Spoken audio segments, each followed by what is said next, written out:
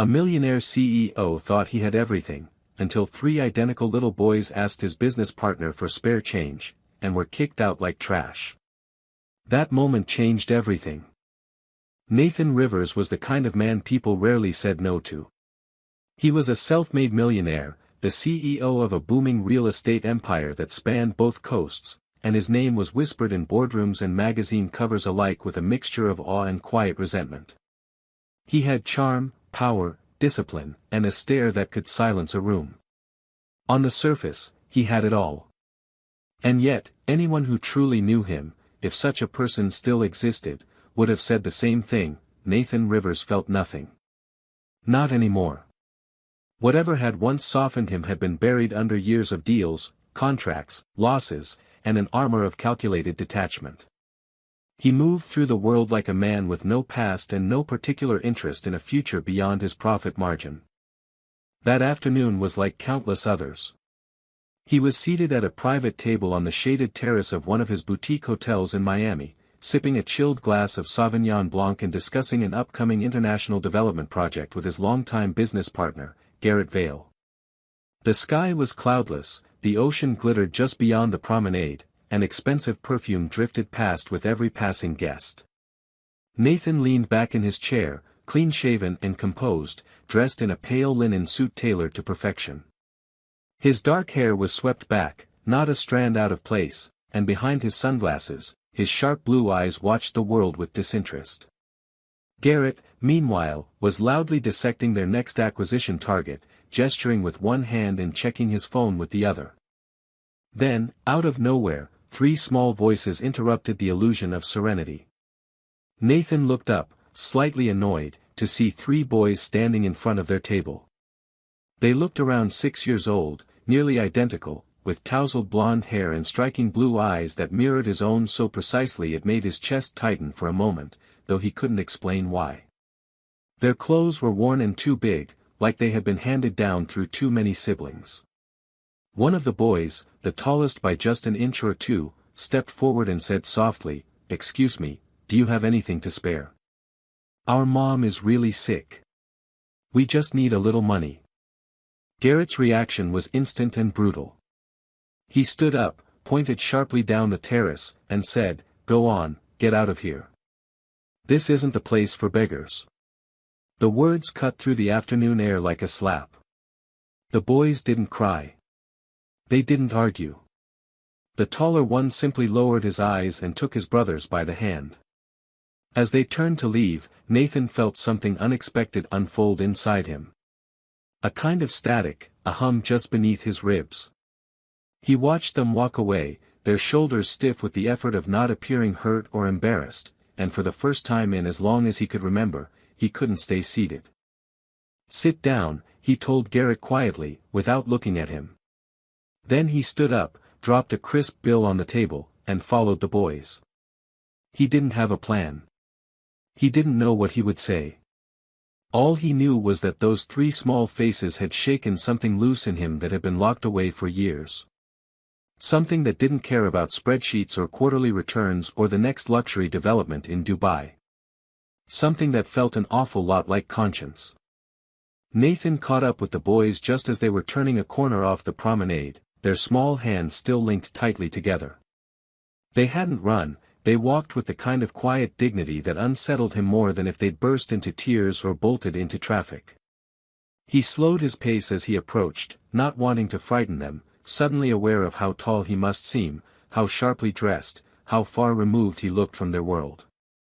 The tallest boy noticed him first and instinctively stepped in front of the other two, his narrow shoulders squared as if to shield them from whatever might come next.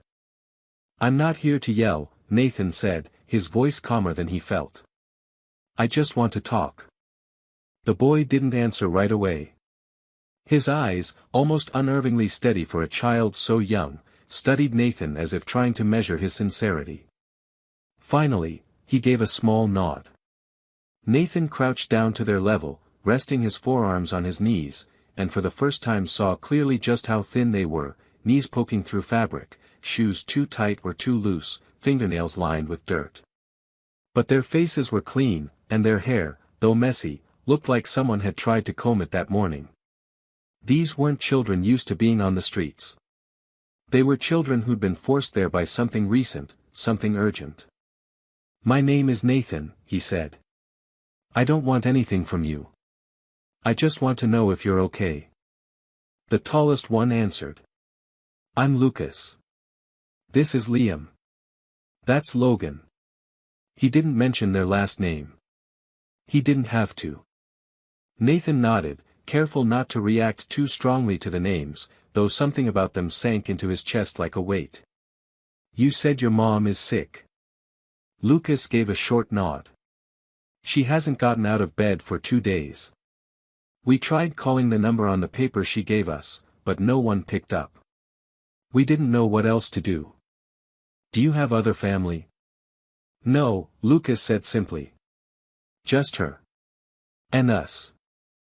Nathan felt a sharp pull in his chest, something that only deepened when Liam stepped slightly closer to his brother, his thumb tucked into his mouth, his eyes wide and searching. Logan looked tired, as if he could fall asleep right there on the sidewalk, but he clung tightly to Liam's shirt like it was the only stable thing in the world. "Are you hungry?" Nathan asked. They didn't answer with words, but the way Liam's eyes flicked toward a cafe across the street told him everything. He stood and gestured toward the corner. "Come with me. Just to eat, that's all." Lucas hesitated. "We're not allowed to go places with strangers." Nathan appreciated that. "You're right. You shouldn't. But this place is just across the street. You can sit by the window the whole time. You don't even have to talk to me if you don't want to." After another long pause, Lucas finally nodded. "Okay." The four of them crossed the street in silence. Inside the cafe, the boys chose the booth furthest from the crowd, closest to the window. Nathan ordered them grilled cheese sandwiches, fruit, and juice, then sat at the far end of the booth, giving them space. They ate slowly at first, as if not quite convinced it was real, but then hunger overtook hesitation. As they ate, Nathan watched them and realized he hadn't felt this alert, this tuned in years. They weren't like other kids. Or maybe they were exactly like other kids, and he had just forgotten. When the food was gone, Lucas leaned back and looked at Nathan carefully. "Why did you come after us?" Nathan didn't lie. "Because something about you felt familiar." Lucas looked unconvinced but didn't press further. "Our mom's name is Emily," he said. "She's really nice. But she's not okay right now." The name hit Nathan like a punch, though he didn't let it show. Emily. It couldn't be the same Emily. Not after all these years. Not here. Not like this. "Do you know your address?" he asked, his voice steady. Lucas nodded and took out a wrinkled slip of paper from his pocket. It had an address written in shaky handwriting. Nathan took it, glanced at it, then looked at them. "I'll take you home," he said. "And if she needs help, we'll get her help. I promise." Lucas stared at him, and for a second, Nathan thought he might say no. But then Logan yawned, leaned against Lucas's side, and the eldest boy simply nodded. In the back of his mind, something had already started to click into place. Too many coincidences. Too many things that felt like fate. He didn't believe in fate. But this wasn't chance. He knew it. He just didn't know yet how much this moment was about to rewrite everything he thought he knew about his life. The building was older than Nathan expected, worn brick, rusted metal railings, and a broken intercom buzzer that hadn't worked in years. He had seen poverty before, of course, but from a distance, in reports, in philanthropic pitches, in areas his company quietly gentrified. This was different. This was real. The boys led him down a narrow set of exterior stairs to a basement apartment that smelled of mildew and damp concrete. The moment they stepped inside, the air changed. It was heavy, close, filled with the quiet desperation of too many long days and longer nights. There was no light on inside, just the muted gray of late afternoon filtering through a single, cracked window. The space was small, one room that served as bedroom, living area, and kitchen all at once. A curtain hung where a door should have been. Folded clothes sat in neat piles on a crate that served as a dresser. There was evidence of care here, of someone trying to hold things together. But it wasn't enough. "Mom?" Lucas called softly. There was no answer. He crossed the room and knelt beside a tattered couch where a woman lay curled beneath a thin blanket. Her skin was pale, her cheeks hollow, her lips dry and cracked. She didn't move. Nathan stepped forward, cautiously, and saw her face for the first time. His breath caught. It was her. Emily James. He hadn't seen her in nearly 7 years, not since that one last night in Los Angeles when they'd argued about everything and nothing, and she'd walked out without another word. He'd assumed she'd moved on with her life, maybe married, maybe left the city for something quieter. He never imagined this. Never imagined her sick and alone in a basement apartment, with 3 children that looked far too much like him for it to be coincidence. "Emily," he said quietly, almost not expecting a response. She stirred slightly, eyes fluttering open for a moment. Her gaze was unfocused, lost in fever. But then it sharpened, just for a second, and found him. Recognition flickered there, faint, confused, but real. "Nathan?" Her voice was barely a whisper. He knelt beside her, unsure of what to do, unsure how to breathe. "I'm here," he said. "You need help." Her lips moved, but the words were slurred. "Boys, are they safe?" "They're fine," he said quickly. "They're with me." She tried to sit up, but her body gave out. Nathan caught her gently, easing her back onto the cushions. She was burning with fever. Her pulse was too fast. He turned to Lucas, who stood a few feet away, arms wrapped tightly around Liam and Logan. "When did this start?" 3 days ago, Lucas answered. "She was dizzy. Then she fell. We thought she'd get better." "She needs a doctor," Nathan said. "Now." He pulled out his phone and called for an ambulance, giving the address and her symptoms with practiced clarity. He didn't think about cost or paperwork. He didn't think about anything except that the woman lying in front of him might die if he didn't act fast enough. While they waited, he moved around the room with quiet purpose. He found a half-empty bottle of medicine by the sink, expired. A torn calendar on the wall marked with "Wick" and "Clinic" in faded pen. There were signs everywhere, of struggle, of survival, of someone doing everything she could with almost nothing. When the paramedics arrived, Nathan stepped back but didn't leave. He stayed as they checked her vitals, loaded her onto the stretcher, and took her away. He promised the boys he'd follow the ambulance, and they trusted him, just like that.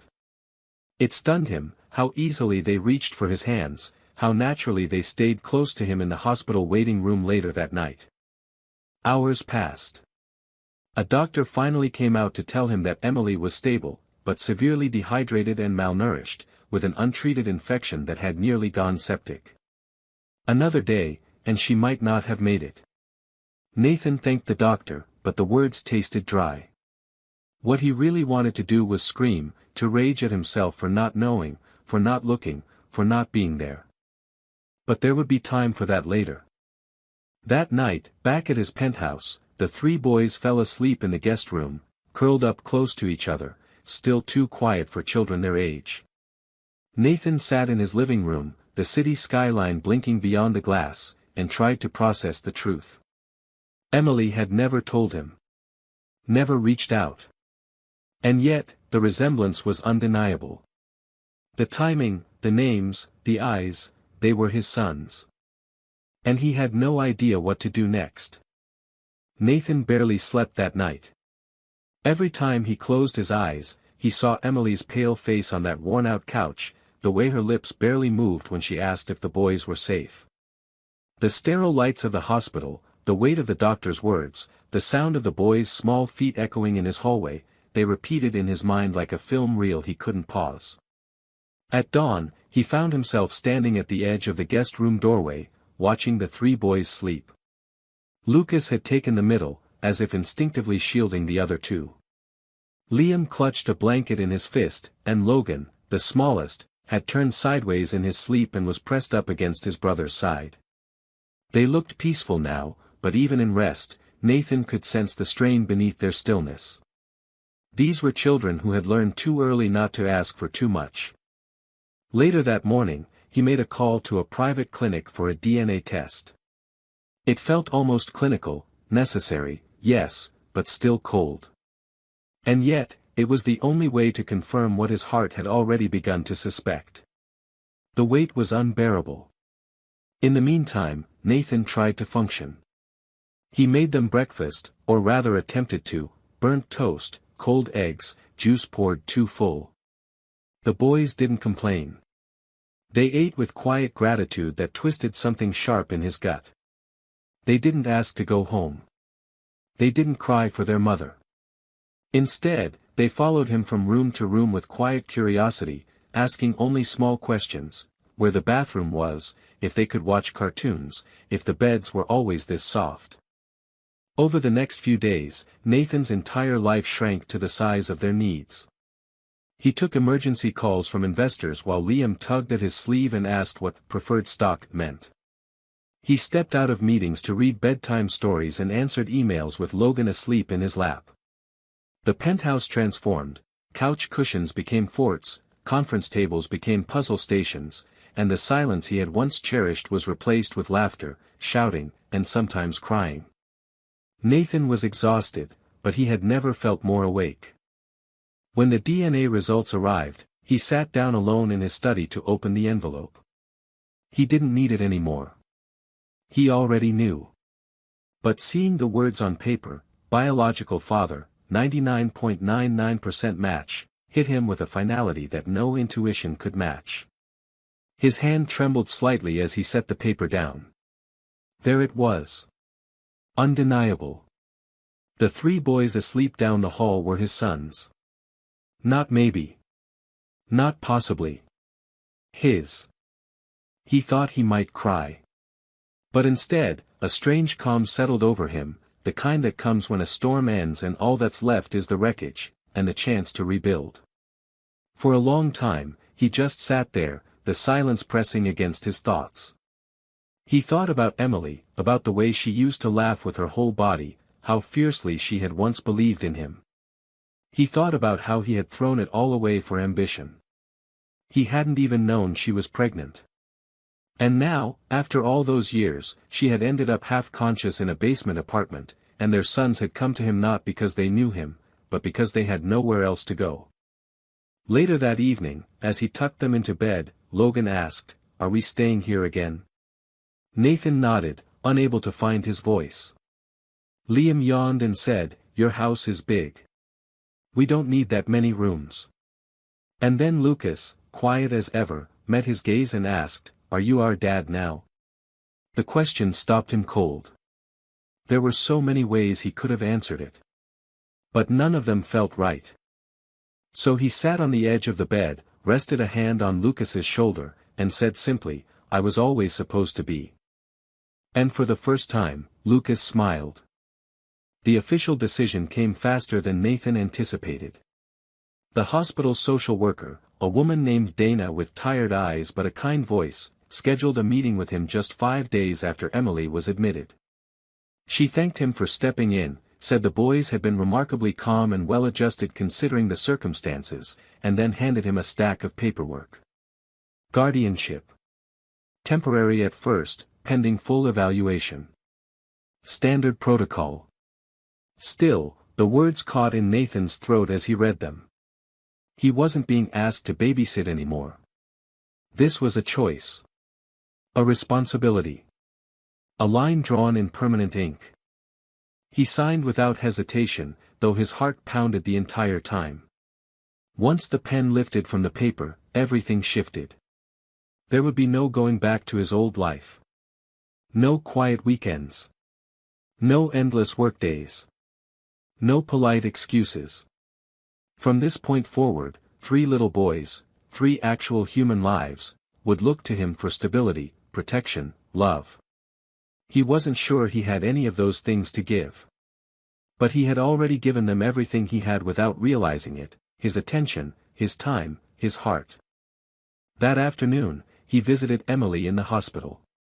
She was stronger now, sitting up in bed, her face no longer ghostly. Her voice still carried the scratch of sickness, but it was steadier, more grounded. She looked at him when he walked in, not with surprise, but with resignation and something else too. Relief, maybe. Fear. Gratitude. He couldn't tell. "I thought you might not come back," she said quietly, eyes fixed on the edge of the bed. Nathan sat down, his fingers loosely laced together. "I never should have left in the first place."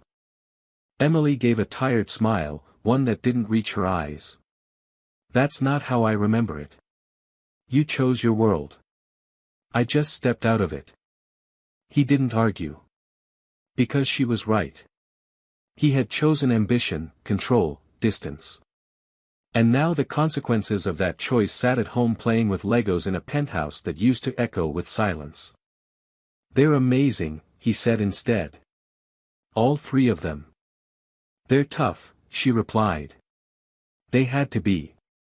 There was a long pause, filled only by the soft beeping of the monitors beside her bed. Emily finally looked at him, her eyes bright but tired. "Are you keeping them because you feel guilty? Or because you want them?" He didn't answer right away. The question wasn't cruel. It was honest.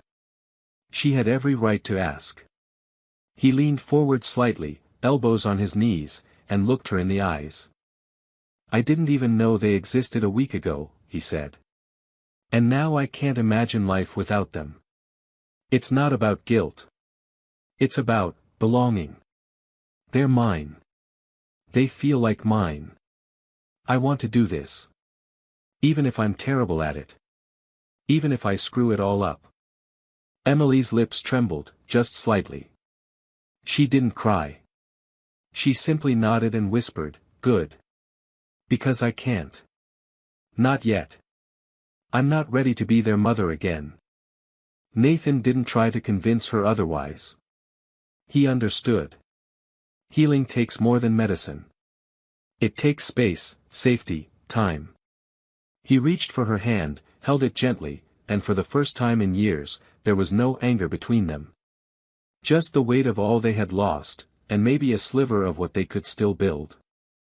When he left the hospital, the boys were waiting for him at home, barefoot in pajamas, half wrapped in a blanket fort built between the couch and the dining room chairs.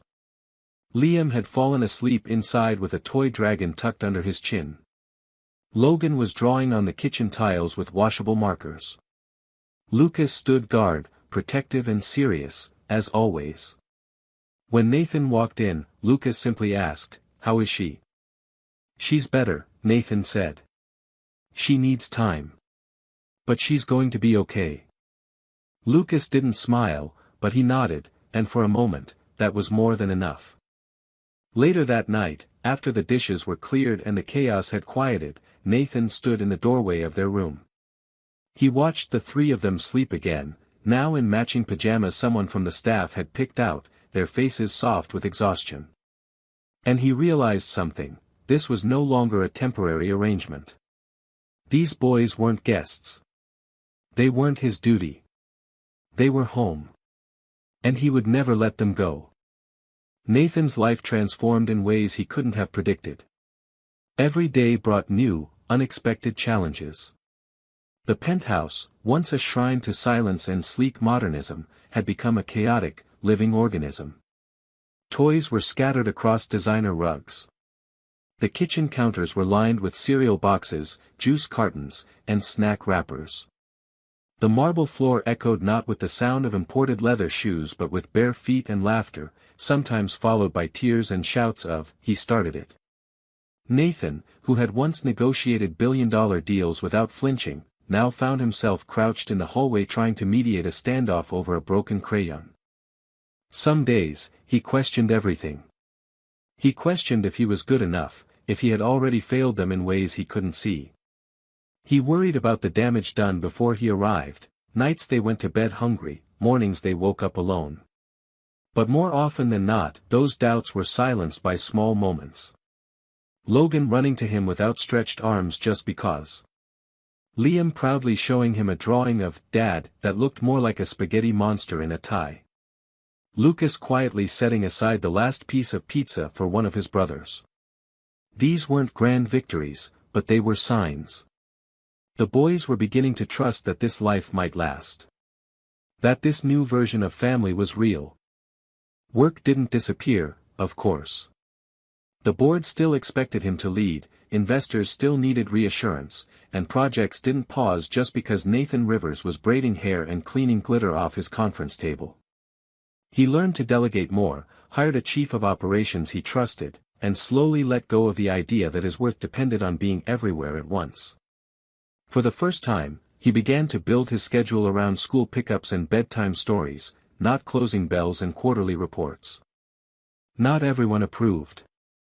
When word began to spread among the upper circles of the business world, that Nathan Rivers, the sharpest mind in real estate, was now raising 3 children, reactions ranged from amusement to doubt. Some called it a midlife crisis. Others whispered about a PR stunt. But the harshest came from within. Garrett Vale, his former business partner, requested a meeting one morning under the guise of discussing a merger. They met in the lobby of Nathan's own hotel, but the tone was far from friendly. Garrett was all confidence and polished arrogance. He didn't waste time with pleasantries. "This thing you're doing," he said, gesturing vaguely as if fatherhood were an accessory Nathan had picked up, "it's costing you credibility. Investors want leaders, not full-time babysitters. You're turning your life into a nursery." Nathan listened in silence, letting Garrett talk. He watched him the way someone might watch an old ghost, familiar, but no longer frightening. When Garrett finished, waiting for rebuttal or apology, Nathan simply shook his head.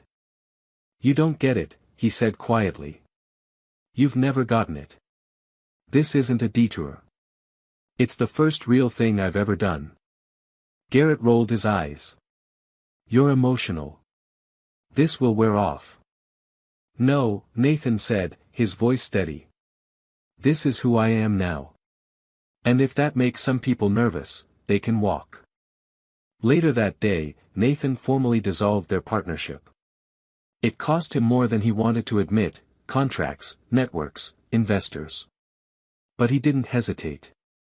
He had money. What he needed now was integrity. He restructured parts of the company, redirected resources to housing initiatives for single mothers, and hired women like Emily who had lived through circumstances most of his colleagues couldn't imagine. It wasn't about charity. It was about balance. About rebuilding something better with what he had left. That night, Lucas knocked on the study door and asked if Nathan could come see a science volcano they had built in the bathtub.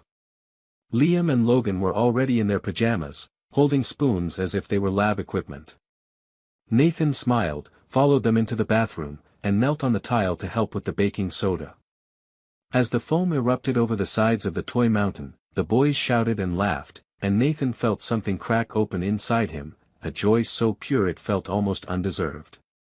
Later, after the cleanup, after bedtime books and water refills and one more hug, Nathan sat on the edge of his bed and stared out at the city below. For the first time in a long time, he didn't feel the need to chase anything.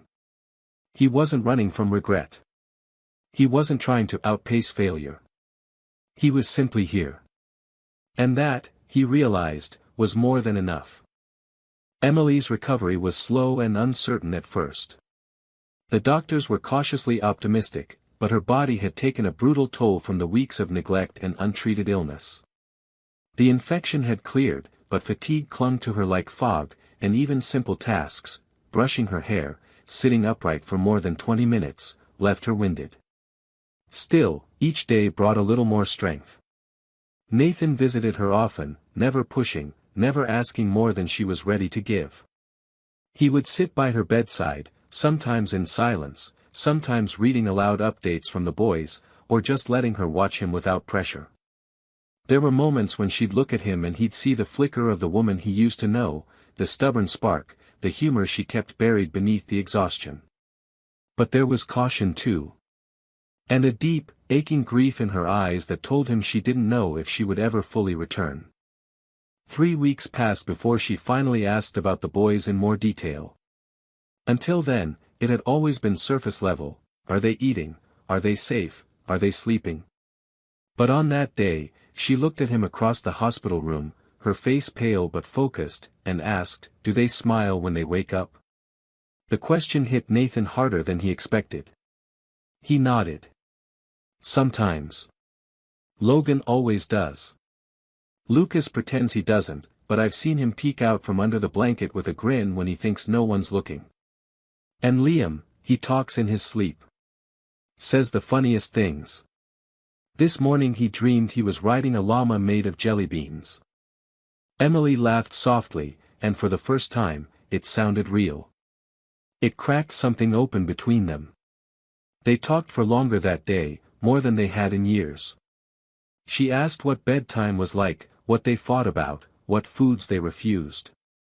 Nathan told her everything, not embellishing, not trying to impress, just being honest.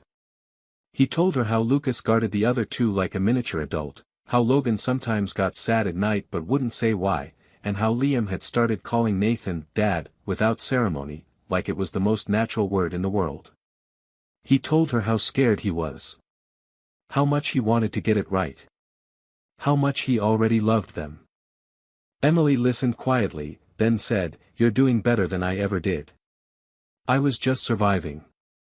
Nathan didn't let her retreat into guilt. "You kept them alive," he said. "You gave them love. That's more than I knew how to do before they walked into my life." Another week passed, and she was discharged from the hospital, not fully healed, but stable, capable of walking and managing basic things on her own. Nathan offered to bring her home, but she declined. Not yet. She needed space. She needed to feel strong before facing them again. Instead, she moved into a small, temporary apartment nearby, paid for without fanfare by Nathan, and began physical therapy and counseling. She insisted on doing as much of it alone as she could. He didn't fight her on it. He understood. Strength, for Emily, had never meant loud declarations. It meant getting up again. Quietly. With purpose. Then came the day she was ready.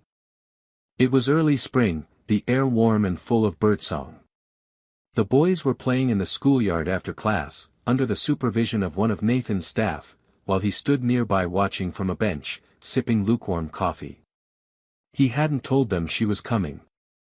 Emily had asked for that, no expectations, no drama, just a moment of truth. She walked into the playground slowly, unsure of how her legs would carry her, unsure what they'd say, unsure if they'd even recognize her after everything. They did. Lucas spotted her first, froze, and then said nothing. He didn't shout. He didn't run. He just looked. Liam turned next and blinked as if unsure whether it was a dream. Logan gasped and dropped the toy car he was holding. And then, slowly, as if pulled by some invisible thread, the three of them walked to her. No words. Just three small bodies pressing into her at once, arms wrapping around her waist and shoulders and face, and Emily crumbling in the middle of them, tears streaming down her cheeks. They clung to her as if afraid she'd vanish again. Nathan stood back, watching the scene unfold with something tight and painful in his chest. But not painful in a bad way. It was the kind of ache that came with hope, with healing. With knowing something had been broken, but now, slowly, against all odds, was mending. When Emily finally looked up, her eyes found Nathan's. She said nothing. She didn't have to. Everything she felt was there in her expression. Gratitude. Regret. Relief. And a quiet, cautious belief that maybe this story wasn't over. Maybe it had just begun. A full year had passed since the day Nathan found the boys on that hotel terrace, and in that time, his world had reshaped itself entirely. What once had been a life defined by sharp suits, rigid routines, and boardroom victories had softened into something far messier, infinitely more chaotic, and deeply human. His penthouse no longer resembled the pristine, impersonal space it used to be. It had been taken over by the vibrant evidence of childhood, walls taped with drawings, shelves overflowing with books about dinosaurs and space, a never-ending trail of mismatched socks, and the occasional sticky handprint on a window he no longer rushed to clean. He had learned things in the last 12 months he'd never thought he'd care to know: how to braid hair for Spirit Week, because Liam liked his fancy pirate look, the exact temperature to warm chicken nuggets so Logan wouldn't complain, and the names of all 3 teachers at the boys' school. He knew the routes to and from soccer practice, how to fake excitement during puppet shows, and the correct way to fold a blanket according to Lucas's very specific system. And somewhere along the way, without any announcement or moment of clarity, he had become a father, not just in title, but in presence, in instinct, in love. Emily had stayed close, slowly rebuilding her life with the same quiet determination she had used to hold it together all those years. She didn't move in with them, not yet, but she came over for dinners, joined weekend trips to the park, and sat next to Nathan at school plays. They had learned how to coexist again, not as the people they used to be, but as something new, co-parents, yes, but also something softer. There were no grand gestures or promises. Only consistency. Honesty. Forgiveness in the form of patience.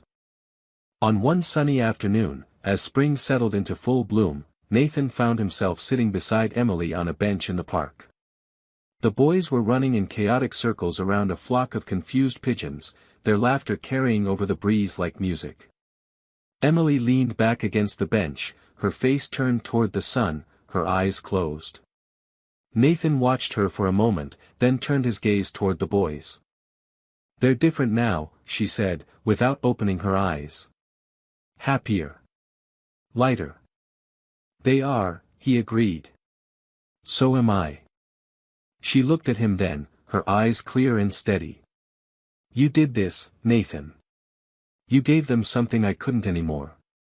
He shook his head slowly. "You brought them into the world. You kept them alive. You did more than I ever did." "I gave them love," she said. "But you gave them peace. And safety. And their dad." He was quiet after that, unsure how to respond. So much still felt fragile between them, but it was no longer painful. It was just real. Earned. Then, after a long pause, he looked at her and said, "Thank you. For finding your way to me, even if it took everything you had." She smiled faintly. "You should be thanking them. They brought you back to life." And in that moment, he realized she was right. The boys hadn't just shown up at his hotel that day. They had pulled him out of a life that looked successful on the surface but had been hollow underneath. They had taught him that love wasn't about grand gestures or perfection. It was about showing up, day after day, with your whole heart, even when you were scared, even when you didn't have all the answers. As the sun began to set and the boys finally tired themselves out, Logan climbed onto Nathan's lap, curling into his chest with the trust of a child who had finally stopped wondering whether someone would catch him. Liam leaned against Emily's side, humming a nonsense song, while Lucas remained a step behind, always watching, always guarding, but no longer wary. Nathan wrapped his arms around Logan and looked out over the grass, where the last light of the day shimmered across the trees. He felt full. Not with power. Not with success. But with something far rarer. Wholeness. For the first time in his life, he wasn't chasing anything. He wasn't proving anything. He was exactly where he needed to be. And as the boys started arguing about what movie to watch that night, Nathan just smiled, stood, and said, "Let's go home." Because now, home wasn't a place. It was them.